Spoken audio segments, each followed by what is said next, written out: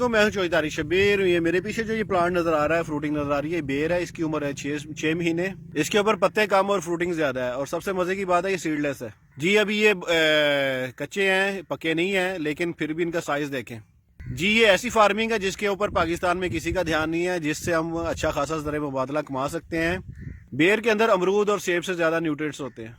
अगर इसकी फार्मिंग हम अंगूरों की तरह करें, जैसे ग्रेप्स करते हैं, तारों के ऊपर इसको चढ़ाएं, इस तरह बाजू इसके इस तरह बाजू बना के तारों पे चढ़ाएं, तो प्लांट टू प्लांट इसका डिस्टेंस 7 फुट रखा जाए, तो 1 एकड़ में ये 600 पौधे लगते हैं। अगर आप इसका डिस्टेंस 10 फुट तक बढ़ा देते हैं तो ये आपके पौधे आ जाएंगे 450, और एक पौधा आपको 50 से 100 किलो की फ्रूटिंग देता है। अगर आप इसकी एवरेज फ्रूटिंग 80 किलो भी लगा लें तो ये इसका मार्केट रेट 100 रुपये चल रहा होता है। अगर आप मंडी रेट भी इसका लगा लें 50 रुपये, तो एक पौधा आपको 2500 रुपये की सालाना बचत देता है। इसकी जो एवरेज बचत आती है वो तकरीबन 8 से 10 लाख रुपया सालाना एक बाग की बचत आ जाती है 1 एकड़ में से।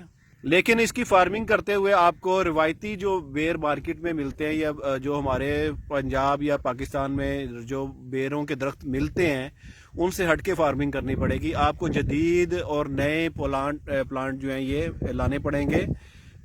ऐसी वैरायटियां सेलेक्ट करनी पड़ेंगी जिसके फ्रूटिंग बहुत ज़्यादा हो, जिसमें कांटे। अब इस बेरी की ये खासियत है कि इसमें कांटे नहीं है। और मैं कोई भी फ्रूट प्लांट सेल नहीं करता, मैं सिर्फ आपको गाइड करता हूँ। और ये प्लांट भी मैंने बाहर से मंगाया है। इसकी हम एयर लेयरिंग करेंगे और इससे हम जो है ना 1 एकड़ बाग लगाने का सोच रहे हैं जी। इस प्लांट की तरफ आज तक नज़र नहीं गई आप लोगों की। इसके अंदर सिर्फ खाली जगह है, बीज नहीं है।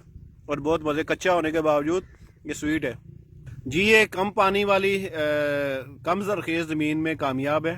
जहाँ पे आपके दूसरे प्लांट वगैरह नहीं चलते, वहाँ पे ये बेरी कामयाब है। अगर आप इसको ज़्यादा अरसे तक पानी ना भी दें तब भी ये सर्वाइव कर जाता है। अगर आप इसको ड्रिप इरीगेशन पे ले जाएं तो ये बहुत मुनाफा बख्श फसल है। और मज़े की बात है, इसको बीमारियाँ भी नहीं लगती। सिर्फ इसको परिंदों से बचाना होता है जब इसकी फ्रूटिंग पक जाती है जी। बेरी के बाग में आप शायद फार्मिंग भी कर सकते हैं।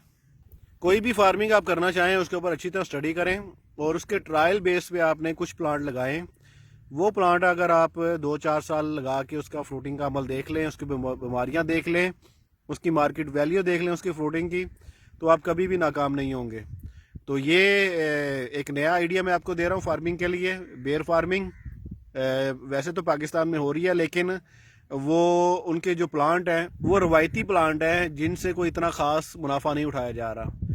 तो जदीद वैरायटीज़ के बारे में सोचें, कहीं से मिलती हैं तो लें, गूगल करें इसके मुतालिक। अल्लाह हाफिज़।